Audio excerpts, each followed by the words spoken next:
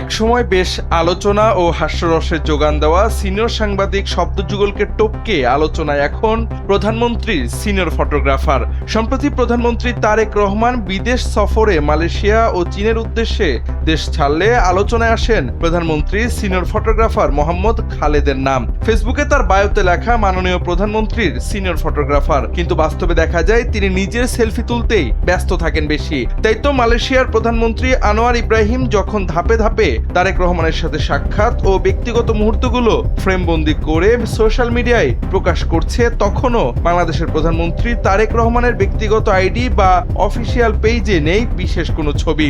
এরপরই মূলত আলোচনায় আসেন প্রধানমন্ত্রীর সিনিয়র ফটোগ্রাফার মোহাম্মদ খালেদ। জীবন অবাক না করলে কে করবে? 28% মিল্ক ফ্যাটের অবাক করার সাথে ফ্রেশ মিল্ক পাউডার। জীবন অবাক করুক প্রতিদিন। দেখা যায় মালয়েশিয়ার প্রথম দিনের সফরে ব্যক্তিগত প্রায় 11টি সেলফি ও ছবি আপলোড করেছেন তিনি। এছাড়া প্রধানমন্ত্রী তারেক রহমান ও তার স্ত্রী জোবাইদা রহমানকে নিয়ে তোলা ছবিগুলো অধিকাংশেরই আই কন্ট্রাক্ট থেকে শুরু করে ফ্রেমিং নিয়ে সমালোচনা করছেন নেটিজেনরা। পাশাপাশি প্রধানমন্ত্রীর একটি ভিডিও ঘিরেও সমালোচনা হচ্ছে বেশ। সবচেয়ে মজার বিষয় হচ্ছে সিনিয়র ফটোগ্রাফার খালেদ প্রধানমন্ত্রীর জন্য তোলা তার প্রতিটি পোস্টেই ফটো ক্রেডিট দিতে গিয়ে মনে করিয়ে দেন তিনি যে সিনিয়র ফটোগ্রাফার সে কথা। সব মিলিয়ে সোশ্যাল মিডিয়ায় এখন জায়গা দখল করেছে সিনিয়র ফটোগ্রাফার মোহাম্মদ খালেদ। এ নিয়ে চলছে ট্রল, সমালোচনা ও হাস্যরস।